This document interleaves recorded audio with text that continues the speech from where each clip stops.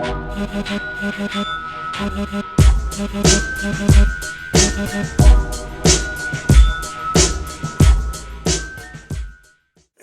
got our bird here. We're here with another one of the worst movies on YouTube. And this week we are doing TerrorVision. No. Yeah, I know you're already thinking. You're thinking, oh, that 80s movie about the fucking satellite dish with Mary Wardoff. Right. No. That movie used to freak me out as a kid, and we are eventually going to get to it because I do have it. But what we were doing today is... It is a movie, technically, but technically not. Because remember back in the day, whenever, like, you know, cable had no money, and they didn't even have advertisers, they needed to fill time in between movies and shows, so they would produce their own little content. Yes. Well, Lifetime produced these fucking 7 shorts called TerrorVision. Yes. So these have all been compiled into a movie-length fucking, basically an anthology film. The beginning of it, It is fun at times. But we'll get into all of that, because listen, I got 3 pages of fucking notes, dude, so let's just get into it. It starts off with the greatest intro fucking ever. Like, the intro sold me right off the bat. It's like, boom, there's a skull, and then boom, eyes all like, and then we get all kinds of, like, great reaction shots. People, look, man, Fatty looks like he just got fucked in the ass. He's like, But here, you should just hear this and see the rest of it.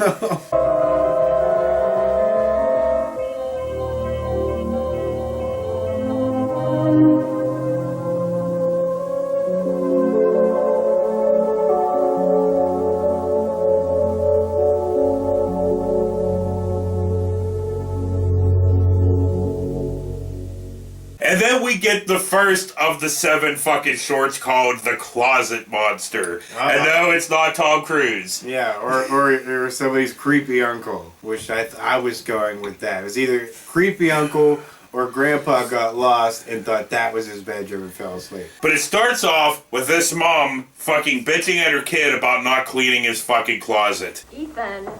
Yes, Mom? I thought I told you to straighten out that closet this morning. I did, Mom, I did. You call that straightened out? It looks like a war zone in there.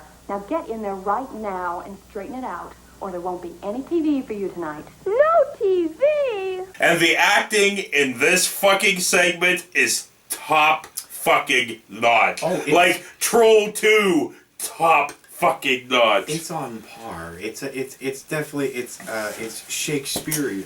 So she sends the kid upstairs to clean his closet.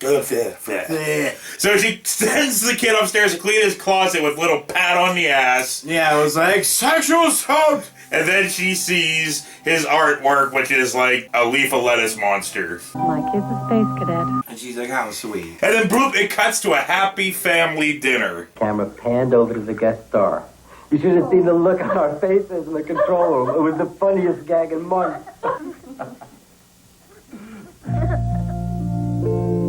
And then we get, like, tucking in sweetness. Good night, sweetheart. Good night, Mom. Mom? Yes, dear? I want what the bed bugs like. Okay. Did you not get the tucking in sweetness? You said that in a way like maybe you were neglected the tucking in sweetness. Did you not get that? I don't know, No, baby. Dad was just like, go to sleep! And then shut the door and slammed it. Yeah. Fat little bastard! So. I'm sorry if I touched nerves. No, honestly, that is not how my childhood was. That's okay. But okay. okay. If you got the tucking. I never got that either, really. It's got the, okay. You got your story. Shut the fuck up. So, we got Mom and Dad, right? They're... I have no idea what that fucking... Well, it's when I saw that broken pen and it was all wobbly and stuff. Maybe it's your Mom, hand Dad, is reading, wobbly. kid, says monster closet. Yeah, the kid said, Dad, there's a monster in my closet. There's a monster in my closet. You get to try to... I don't know what the fuck that says, but whatever. You need to go decoder ring just to figure out what you wrote. Yeah. Yeah. Maybe you shouldn't be taking notes. We need somebody who can write and not somebody that has, like, So, but whatever, that does not matter. What matters is we cut to the dad tucking in the son, and he's telling about how whenever he had a closet monster. You know, I had a monster in my closet when I was a little boy. It scared me so much I couldn't sleep in my own room for a whole summer.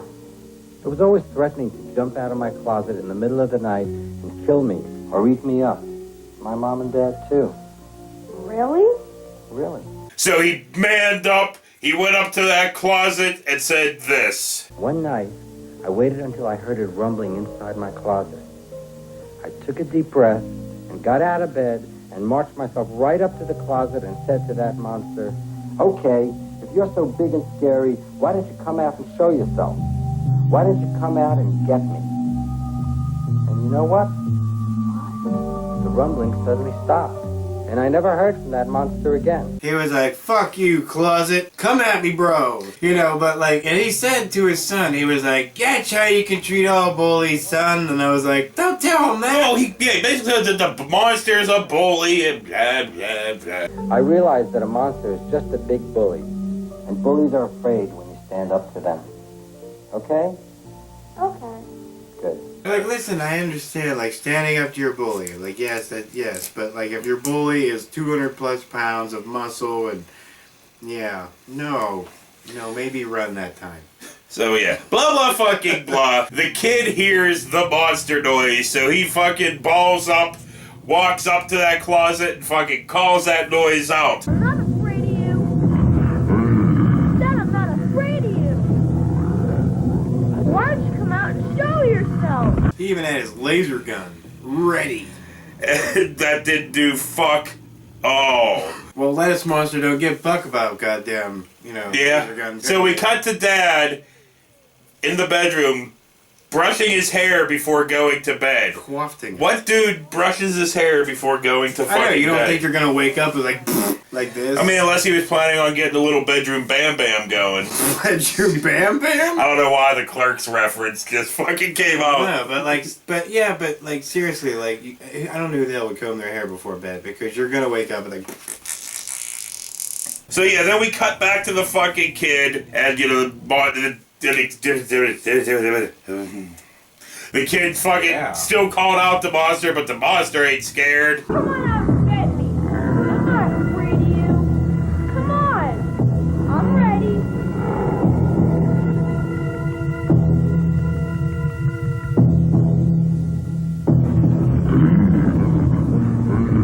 He ain't afraid of no ghosts. So we cut to dinner, and Dad, Mom are ignoring the kid, being like, "I got a monster in my closet," and they're just like, "Well, here." There's absolutely no There's a problem. monster in my closet. So anyway, Murray tried to book that edit session without checking. Why won't anyone believe me? And this goes on multiple times. I got a monster in my closet. There's a monster in my closet. Without checking with Ziggy, so there was no way we were going to be bumped. There's a monster in my closet. Please, why won't anyone believe me? Okay, Ethan, cut it out. Yeah, and he says like, well, anyway, Rob at work, he told me, suck my dick. And I was like, fuck you. And the kid's like, monster in my closet. And basically the parents fucking, Dad calls the kid a pussy, basically. Listen, young man, you had better stop being a baby. Your mother tells me you won't clean your closet because you're afraid. Afraid of what? The closet? You're to go upstairs and stay in your room until you clean that closet. You understand? Yes, Dad. Basically, in so many ways. So, whatever, it doesn't matter. Later on, we see that the kid barricaded his fucking closet with the great awesome toys of the 80s that was like the giant erector sets made out of plastic and the cardboard bricks, like boxes things. It was like, I remember both of those fucking things. Yeah, and regardless whether the monster gets out of the closet, he's still gonna trip on some shit. You know, I mean, monster's probably the smartest thing to hide in a kid's closet, because there's like little fucking things everywhere that you could trip on and shit. So, monster thinks it's a done deal. He can come out of the closet, get the kid in bed, no big deal. Fuck that. You're coming out, you're tripping on fucking Stepping on Legos. You're stepping on some sharp ass shit like, fuck! But anyway, he does bust out of the closet.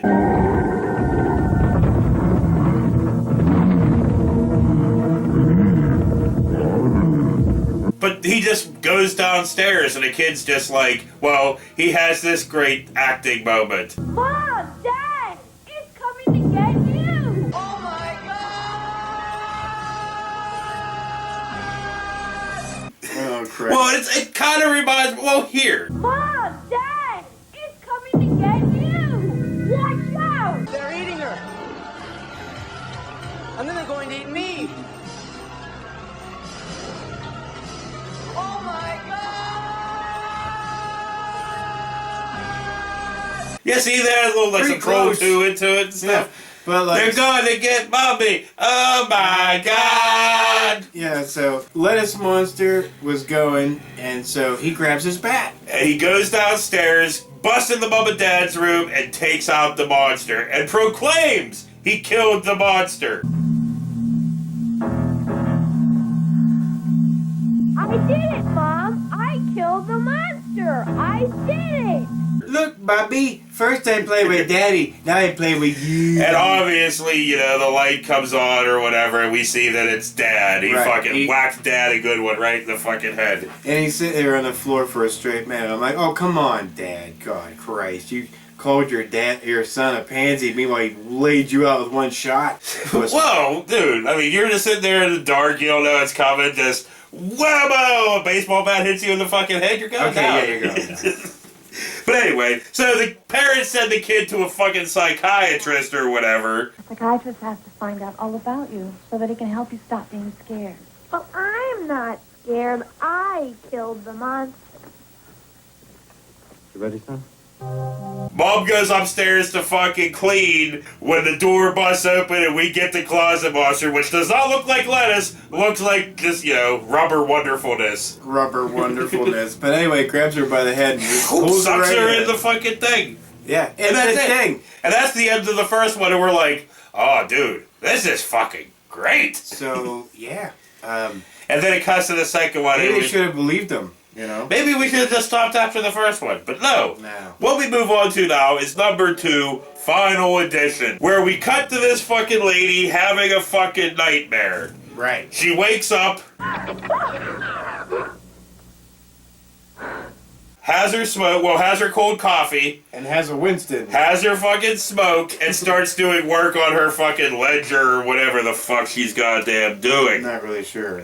She was trying to get a job, I know that, or something. Well, she goes outside and gets the night paper, Right. and gets a call from her friends, where her friends talking about, oh, you should be at this party. Hello? Madeline, where are you, you stiff? The party is great. Joni, I can't make it to the party tonight. I am just dead. Come on, Phil just showed up with John. You know John, the guy I want you to meet? Look, I can't go over to the party tonight and then try to go to work tomorrow without my report finished. Yeah, Bob and Phil's here. I wanted you to meet Bob or Phil or whoever the fuck she wanted to meet. And she's like, I don't have time for that shit. I'm trying to get a job. And then they talk about her hearing noises and stuff. Like, I guess this has been a problem from back in the day. You're not hearing sounds again, are you? I thought you were over that. I am. I'm fine now. Anyway, I was saying... What was I saying? She I love how hears they're like, noises. Are you still hearing noises? I'm like, I'm hearing noises now. Yeah, well, I mean, she really, really wants to be a supervisor. Time for me to get my life together. If I keep partying like this, I'm never going to become a supervisor by the end of the year. I mean, really wants to be a fucking supervisor. Of what? I don't know. Yeah, it doesn't she really said, matter. I don't remember. Life's too short. I've made my decision. I'm going to be a supervisor by the end of the year. So stop tempting me. There's a whole bunch of vagueness in this fucking There is movie. a ton of vagueness in this shit. So, well, blah, whatever. Blah, blah, fucking blah. She gets a call from the Scream guy. Did you get the paper? What?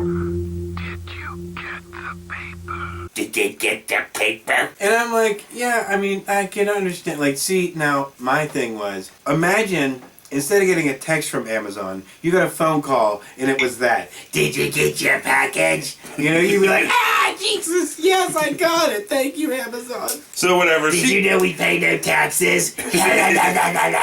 She goes back to work, and we get a cat scare. Oh, Kirk. Did you know that Jeff Bezos washes his body in blood? So she hears more noises and throws the cat outside. Oh, Kirk! Stop bothering me! Get out of here!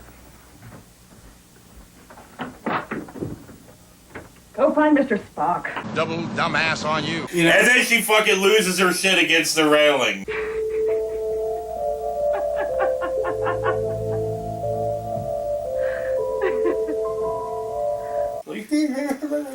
this lady loses her shit a lot. Yeah. She'd be a joy at parties. And we get to see... You know, and the friend, here's the thing that's killer. The friend wants to right? But she knows she's an emotional wreck. Everybody seems to know, because everybody's like, they all know about the voices and the noises. You know, so she's like, I wanted you to meet Bob so he can see how fucked up you are and the fact that noises bother you. And every time you hear a honk or a dook and a ding ding ding, you land up against the steps going, I was like, so yeah, what the fuck? If you're acting stupid, I'm not going to be like, hey, Sandra, you should meet Chuck. He's fucking an idiot. He's every time he hears a honk or ding ding ding, he fucking goes, and he falls on the floor and poos himself. Yeah, I'm not gonna do that. So she calls her doctor to talk about said fucking noises. It's happening again. Madeline, take a deep breath, get a drink of water, and try to think about the things we've talked about. I have. I know that just reactions to stress, but the noises sound so real. I could swear there's somebody here. I want you to concentrate. Remember all the times you thought there were noises and there were none? I want you to think of that now. Are you having panic attacks and crying against your steps? Tell your doctor to try blah blah blah. Dude, every single commercial they try to say. So we see dude in the background just like, you know, around the house. Around the house. And then blah blah fucking blah, she goes to the fucking kitchen, has a nice big old glass of cranberry juice. Yeah, at first I thought it was like either Tang or fucking Hawaiian punch. And then she starts doing stress exercises. Yeah. Sits down, here's like some crinkling. Yeah. And then we get another cat scare. Oh, cat! Here. Oh, kitty.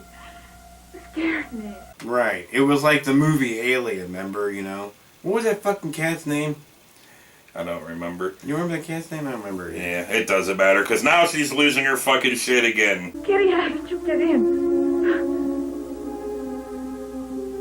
Oh. Oh, the front door. You came in the front door when I opened it, didn't you? Oh, Kitty. Crying scared Mommy. And then she finally looks at the paper, and, you know, it's about a murder victim, and it's a picture of her. Oh! And then hands bust through the fucking paper. That was great. And I'm like, this is fucking up. It just turned into goddamn. She wakes up. But and like, then the great part was, though, like, how the fuck would you not know somebody was creeping up underneath you, under the paper, and, I mean, first off, you have to make sure that you had, like, sharp fingernails or something, because, like, you're not just gonna rip through, you're gonna go knock it out of her hands, and it looks stupid, and you're like, ah, fuck, ah, and she'd be like, ah! Yeah, but yeah, she wakes up, and then it all starts all over again. Oh, no, not again. So, Groundhog's Day? Hey, yeah, okay. She should go find Bill Murray and have some fun while she's at it. While Paper Murray is running around trying to get her. Yeah, so whatever. So yeah, we went from the first one. Awesome. Get to the second one. The paper choking. Yeah, the paper awesome. choking. Paper choking's awesome. And now we move on to the third one called The Craving. Where we cut to this big fatty fat in his fucking office. Holy shit. Oh, fuck you for the shit you were saying while we were watching it. I wasn't saying nothing. Oh yeah, you weren't saying nothing. You're like, look at the amount of fat going from his forearm down his fingers. If I had fingers like that, I did not. I said, look at this portly gentleman who if I could recommend a diet plan. You know, I did not say that his arms looked like pudding and that it was just rolling over his wrist. But whatever, he's in his office doing fucking work when lunch arrives delivered by a 12-year-old. And he gets like this huge order. We get to see his whole fucking order. Pound of coleslaw, pound of bean salad, roast beef with ketchup on a Kaiser, turkey with chopped liver and onion on rye, baked potato with bacon bits, carrot cake, Twinkies, and a Diet Coke. Turkey and chopped liver, roast beef on rye, macaroni salad, it's apple pie, fucking... It's a new app called statutory...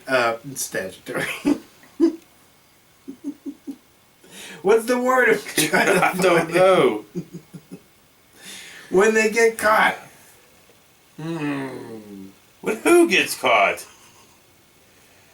Diddlers? What are you talking about? It's like male escorts. But like it's like DoorDash, but it's with 12-year-olds? For sex? Is this what you're saying? No! I'm talking about the food still. Like delivering the food. That's weird.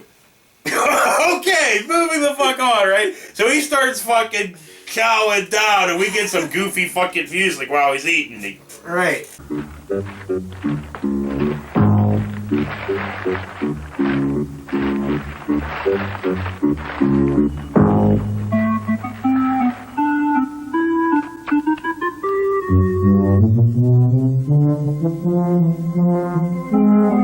yeah, he didn't get far. Like, he took a bite of something, it was like...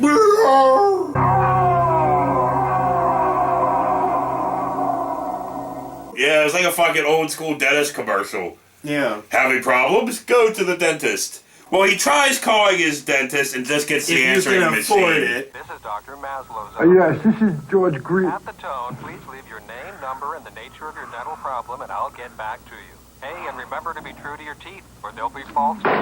Because they little small print, they don't tell you that, oh yeah, by the way, dentists are expensive as fuck. Everything's expensive as fuck. So dude's looking for more dentists, so he's looking through the yellow pages. Not at the Dollar Tree. And we get a fucking calling montage with some goofy ass fucking music.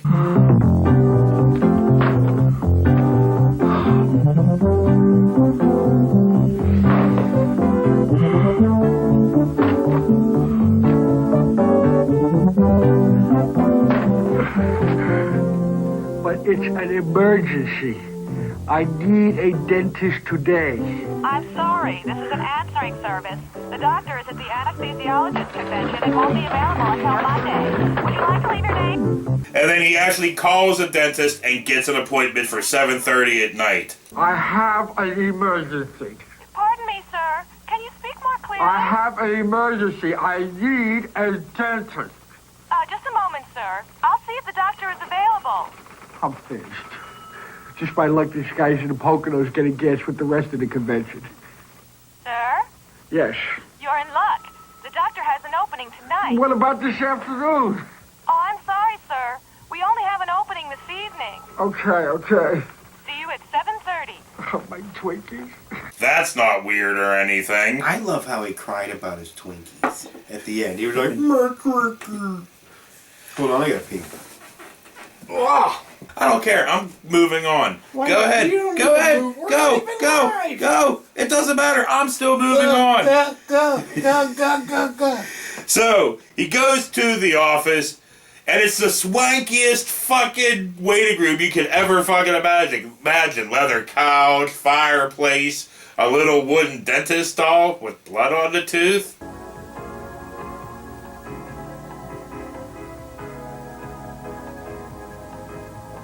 That was a little weird. But whatever. He meets the fucking receptionist / dental assistant, and she's walking him down the fucking hall, and they're talking about just moving in. I was in the back helping the doctor unpack some of his things. As you can tell by our door out front, we haven't quite yet moved in. So, how are you feeling? I've been better. Oh, you poor man. Well, let's get you started right away. The doctor will be with you in just a few minutes. And then he sees a skull in one of the rooms. And like, huh, that's not weird or anything. So goddamn, Bird's still fucking pissing. So blah blah fucking blah. The dentist comes in and does an exam. You see that, nurse? That right front molar? Yes, doctor. Yeah, it looks like a moon rock. The cracked tip there, the enamel wearing down. And that tooth is making a beeline to a root canal job. And says he needs a fucking crown. You're a lucky man. I am? Yeah, one more week and I'd be doing major road work on those gums. But I think a crown on that molar should keep things in check. It's a very minor operation. Operation? Now, relax. It's a very simple, relatively painless procedure. When I'm through with you, you'll be eating absolutely trouble-free. How soon? The minute you walk out of here. I mean, that's why you came in here, isn't it, Mr. Mayfield? To get rid of your pain? Your pain? You know, I don't know what it is, but everyone automatically associates dentists with pain. You know, we don't cause pain, we cure it. If there's one profession that could use a good public relations campaign, it's dentistry. What do you do, Mr. Greenfield? I'm an accountant. Ain't that two professions? So they surprise put him under. Like, they're just talking basically, and the fucking chick's like, "Gloop," and just takes that fucking mask, like, "Gloop," no warning, no nothing. Not like, we're gonna put you to sleep, Mr. Fatty Fat. You know, no, none of that. Just, blam! And he was like, I'm sure he's used to it, because I'm sure he has a CPAP machine. oh, yeah. So, whatever. Everybody has a CPAP machine now. And a So food he allergy. So everybody has a food allergy. And I'm allergic to peanuts. I'm allergic to tomatoes. It's like, fuck you, you're not. Let me smother you up in ketchup and see if you die. So he wakes up and it's dark. So he's walking around the office. I don't care. You know what? I don't. Which one are we talking about? The fatty fat. Stop calling him Fatty McFatty Fat. And then he sees the goddamn dentist, a vampire now, attacking a person. He's just husky. And then the fucking goddamn dentist, you know, wants to drink the gravy out of his fucking neck. So he's fucking like grabs him up and he's fucking choking that fucking gravy boat that he's got down there, right? Gravy boat. And I'm like, dude, you weigh like 500 plus. You know, overpower the fucking vamp. Well, he does. He throws him down. He was like, God. And then he sees the fucking receptionist as a vampire. First, it took him a minute to catch his breath. He'd be like, oh. So he leaves and he sees this dude reading the paper. So he goes up to the dude very slowly, like in slow motion. Right. And then fucking we find out dude's a fucking vampire. And then he wakes up from a goddamn dream. Enjoy your nap, Mr. Greenfield? You'll be a little groggy for a while, but that's perfectly normal. Right. So goddamn 2 out of these 3 are people waking up from goddamn dreams. The dentist wakes him up and he's like, everything was perfect, Mr. Thompson. The operation was a complete success. Of course, I'll have to see you for a follow-up visit. How's the mouth feel? It's a little sore. Well, that'll pass. Believe me, Mr. Greenfield. He's like, get the fuck out. You know, so he was like, all right. So he gets in the hallway, starts walking down. He sees the lady that was painting the door sign. Right. Hey, you just come from seeing the dentist? Mm-hmm. This guy's new in town, ain't he? You know, I'm just asking because I'm looking for a new dentist. You know, my old one butchered me for years. So, let me ask you something. This guy any good? Yes. He's very good. And she's like, I did a good dentist. He was like, me. And guess what? He's a goddamn vampire now. So he eats the goddamn fucking face painter or the sign painter lady. And then we see the sign on the fucking doors, Dr. A. Acula. Or Eula. Dr. A. Eula. Dr. Acula. Whatever. It's fucking stupid. Dracula. It says Dracula. But anyway, yeah, so, but like, dude, imagine the amount of people that portly vampire is going to be. That Porkins is going to have to fucking eat. Yeah, dude, he's have to go out there and just, like, suck off. Suck up, just feast on all of the homeless of New York City in the 80s. He'll also go hook up with Lestat, you know what I mean? Like him, Lestat, and like, he'll be like, Leslab. Whatever. Now we're moving on to number 4. My least favorite of all of them, Reflections of a Murder. It's fucking stupid. It's fucking stupid. So here's what we fucking get. It starts off with these two dudes having a vague-ass conversation. Very vague. I know what's going on. I found the evidence, and soon the others will too. It was worth it, you know. The 10 grand. They did a good job, not bad. Dude fucking threw some cases or took some bribes or something. It does not fucking matter. You've been taking money and throwing cases. What the hell are you doing? Oh, for Christ's sake. I probably would have lost those cases anyway. What does it matter? Because we kept like, did what? And where? And how? And when? And why? You know? Yeah, so there's a whole bunch of shitty acting, and they're talking for fucking ever. It does not matter. What finally matters is dude shoots dude twice in the back.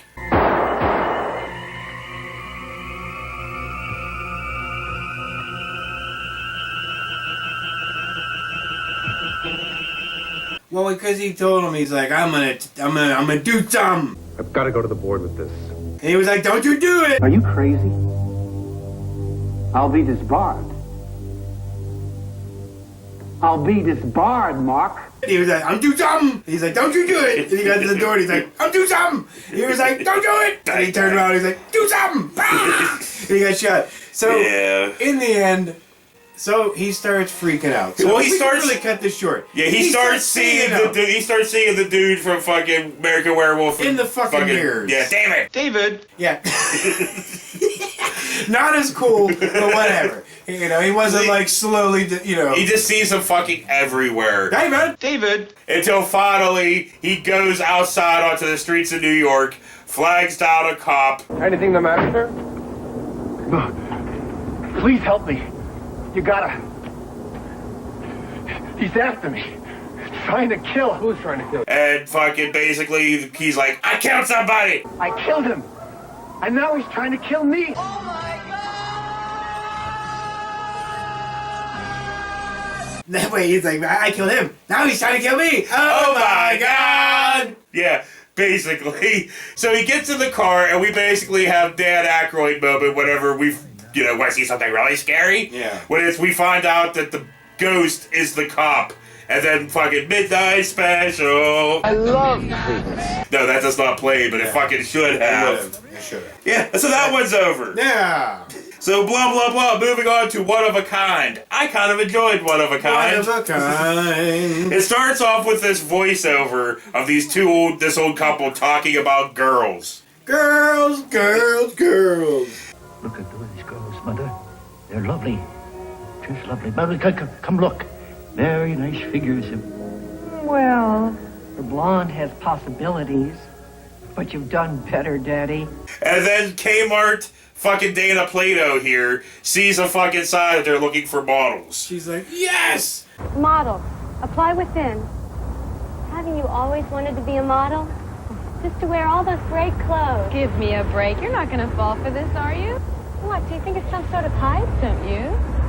Well, just look at the mannequins. They're gorgeous. This small, fucking minute-looking shove is looking with for a shit models. sign says it's looking for models. This is my big break. So she goes in while Fee Mullet here goes for her job interview. Why don't you come back here after your interview? Sure. What about dinner?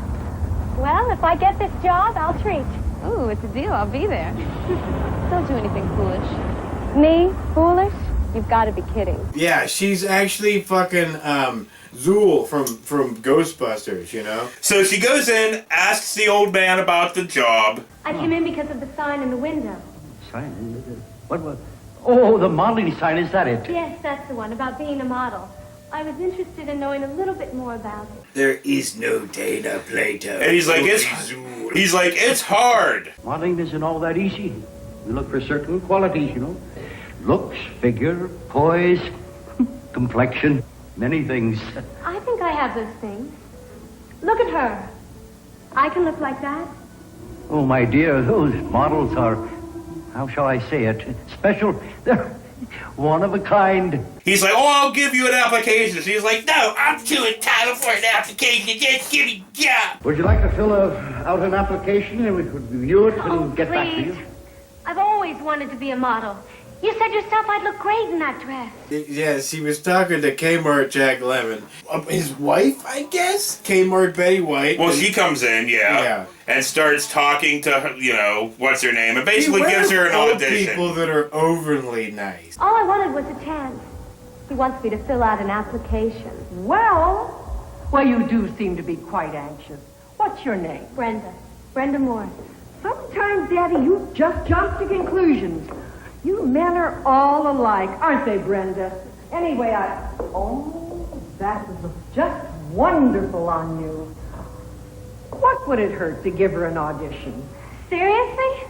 Oh, wow, that would be terrific. You come with me here. You know, because they might just be trying to put you in some stew. Yeah, so whatever. Blah, blah, fucking blah. They roofie your drink. Rufio. Rufio. Why did they even need to roofie your drink? Because it cuts to a photo fucking shoot, right? Right. In the dark. Yeah, and old man's using an old ass fucking camera, and like, you know, so we got a photo taking montage, and then the chick's asking about said camera. That's a really funny camera. What kind is it?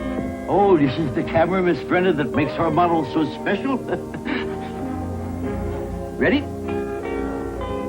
And a little higher. Hold it. And because it's basically stilling her soul. It's turning her into basically from a mannequin. What the hell's her Kim name? Cattrall. Kim Cattrall. But whatever, it does not fucking matter. What matters is we finally get to learn that yes, boy, we're really fucking butchering this one. Yeah. After Closet Case, we just went all down fucking hill. Or not Closet Case. But they basically were turning her into a mannequin. Yeah. Oh, very nice. Very nice, very nice. And a little higher. Hold it. Yeah. Like, I mean, like, you know, just because that fucking thing goes on for a straight minute, her going,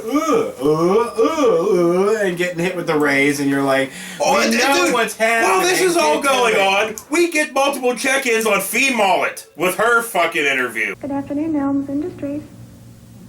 No, I'm sorry. Mr. Johnson's in a meeting right now. May I take a message?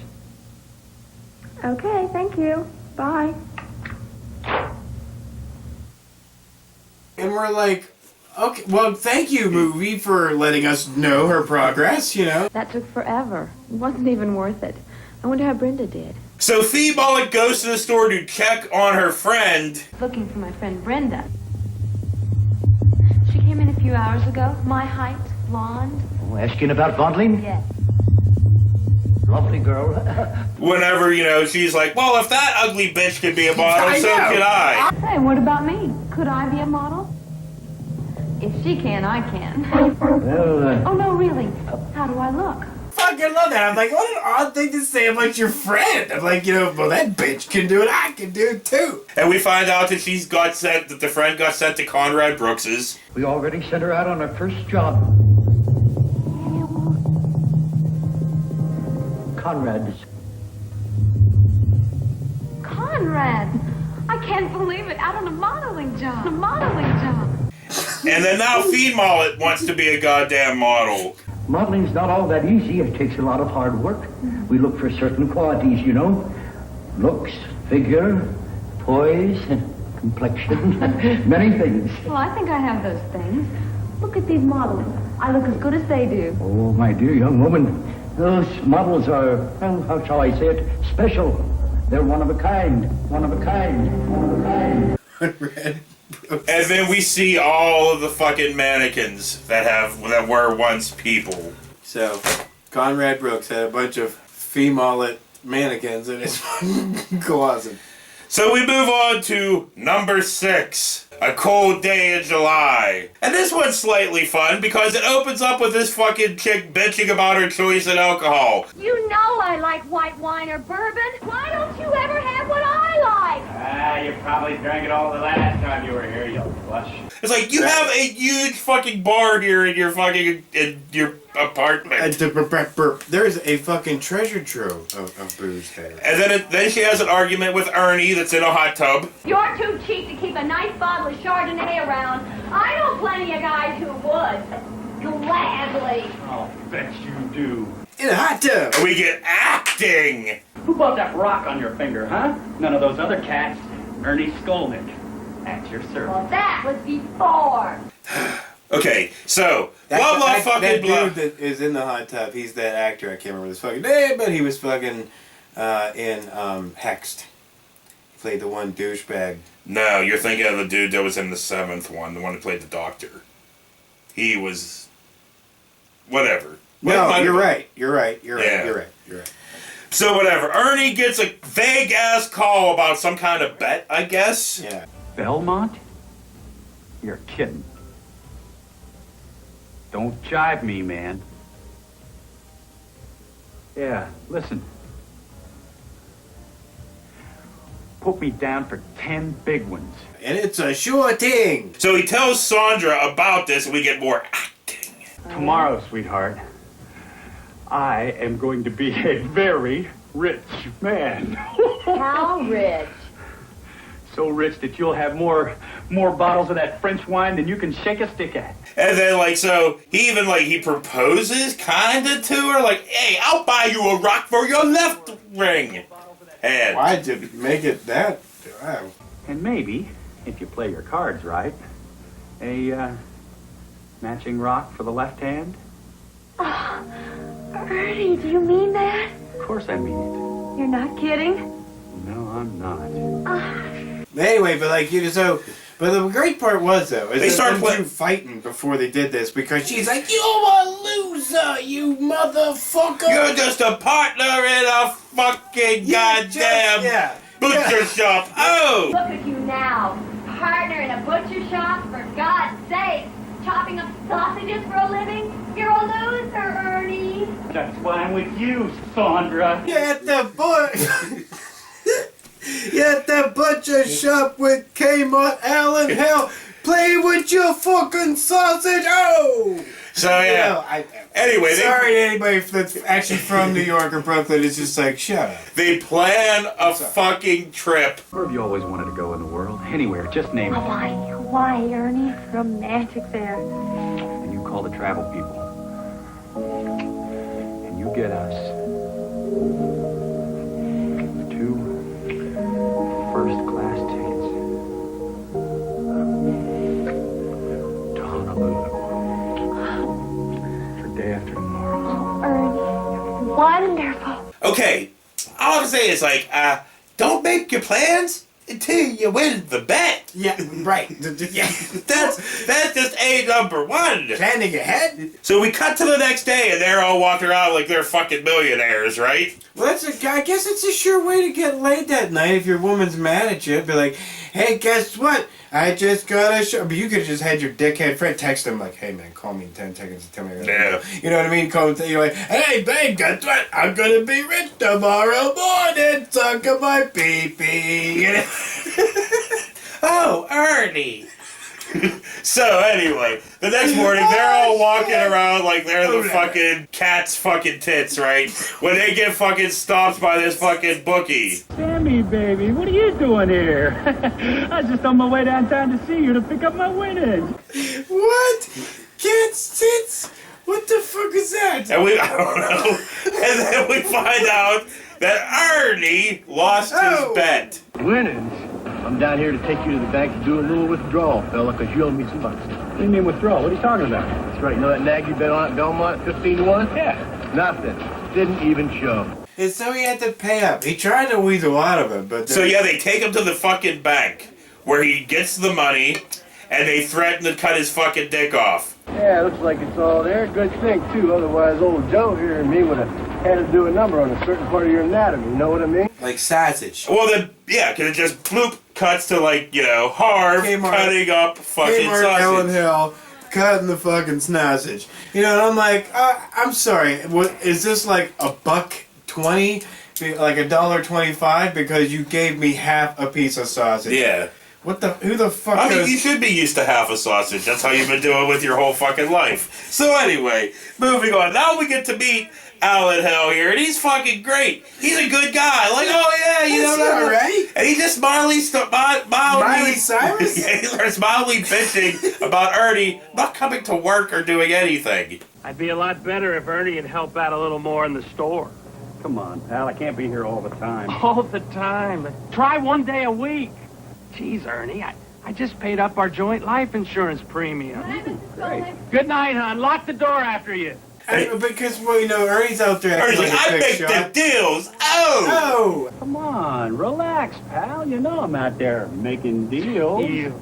What deals? I'm like, yeah, he just broke everybody, you know. Well, and we think now we get to find out that fucking Harv was making deals too, where he blah blah blah $10,000 worth of beef. I'm the one that makes the deals.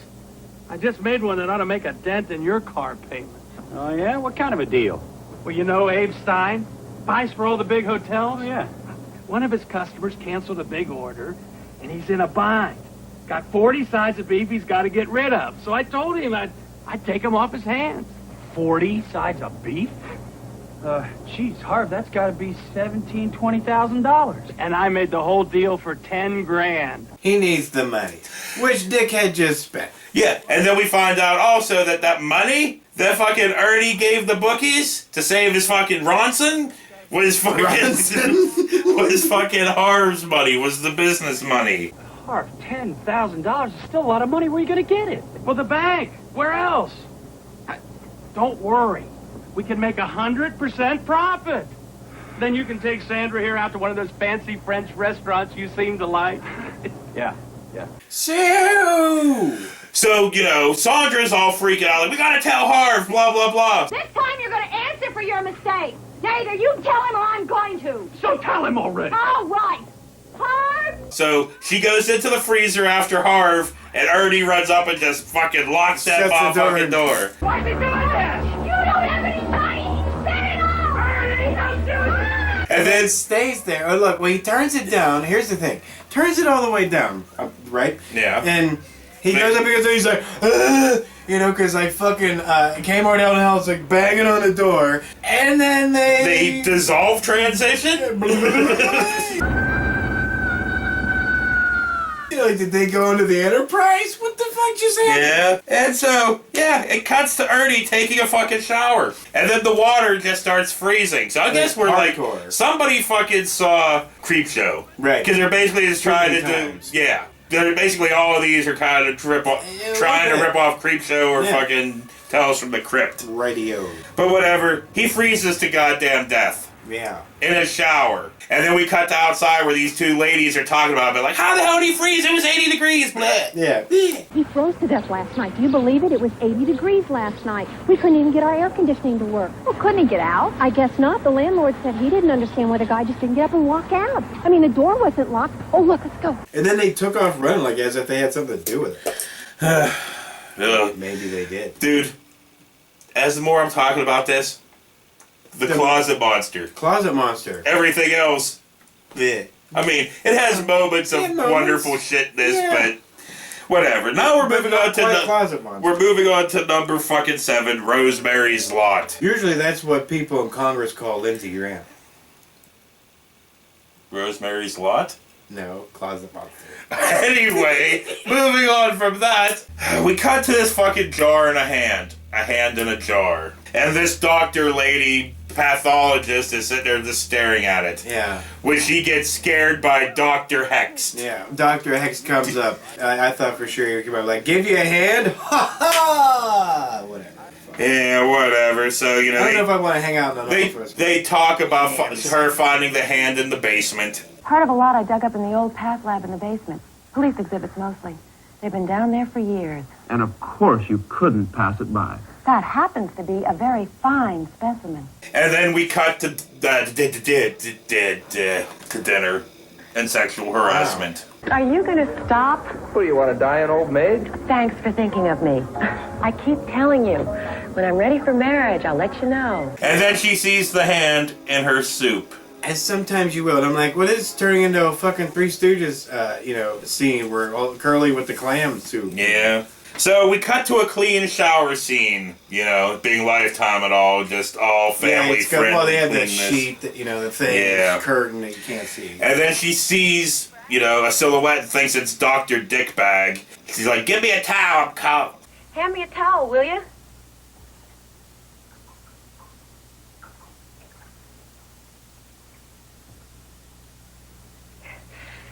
hurry up. I'm freezing. So then basically she gets attacked, right? And then it was a fucking goddamn dream. And there's too many fucking dreams too many and dream sequence TerrorVision. things in this, yes. It happened way too often. And then Dr. Dickbag and her talk about, you know, the hand hallucination or whatever after sex, I assume. Disembodied hands don't just pop up for no reason. Yeah, I'd start seeing things too if I had to stare at all that crap every day. It's part of the job. No, it's not. No other pathologist in the city keeps bizarre human relics on his laboratory shelves. Dr. Dickbag. Oh, and he does say, I love this line, you don't have to act tough, we know it. It's the 80s. These are the 80s. You don't have to keep proving to us how tough you are. We already know it. That's what you think I'm doing? Proving how tough I am? You know, I think anything I say is going to sound wrong at this moment. Why don't we get some sleep? I got surgery in the morning. What the hell does that mean? I don't fucking care. Right? So blah, blah, fucking blah. We find out the hand was from this murderer / surgeon. His name was Siebers, Philip Siebers. In June of 1928, his wife divorced him for cruelty. In August, he went completely mad and killed her and her lover with a scalpel. Then he chopped off his own hand and slowly bled to death. Sounds perfectly reasonable to me. Why did the pathologist keep the grisly remains? He was a surgeon. He worked here at the hospital. He was a poet. Is the And 80s jerk. when women were supposed to act tough? I guess. Because Sigourney Weaver was an alien and she was tough. You know? Other women were in roles back then. I think 80s was a big year for female roles and shit and stuff. So maybe that's he was referencing. Blah, blah, fucking blah. We find out that there are more pieces all throughout this hospital. But according to this catalog, there are pieces of Philip Siebers all over the place. Not just the hand? Hands, organs, feet, skull. Maybe they're planning to put the son of a bitch back together again. That's not funny. If I'd have pointed it out to him, like, you know, we weren't allowed to vote till 1920. That wasn't that long ago. And then she's all creeped out acting. I think I'm behaving like a frightened schoolgirl, and I think you're enjoying it. But I can't help it. These things give me the creeps, and I want them and all those other pieces of Philip Siebers out of here by tomorrow. Come here.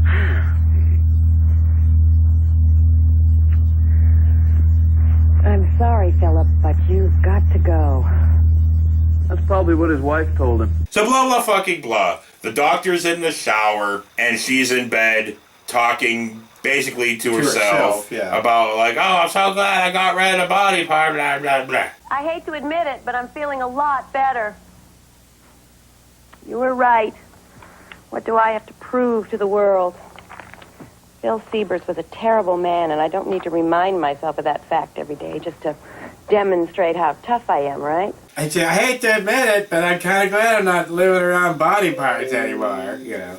Yeah, so the doctor gets in bed with her, but it's not the doctor, it's the body parts. Because she was like, as soon as she said, like, Ooh, Bird, doctor, you're cold. You're kidding.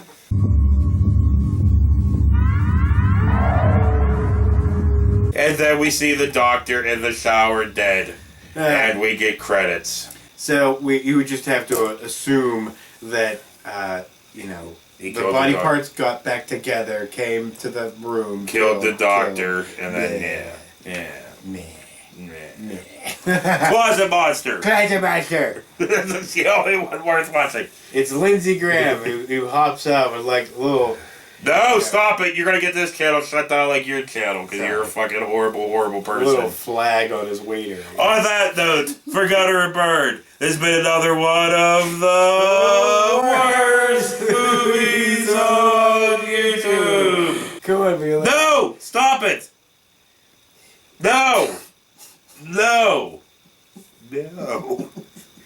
We'll see you guys later. No! No!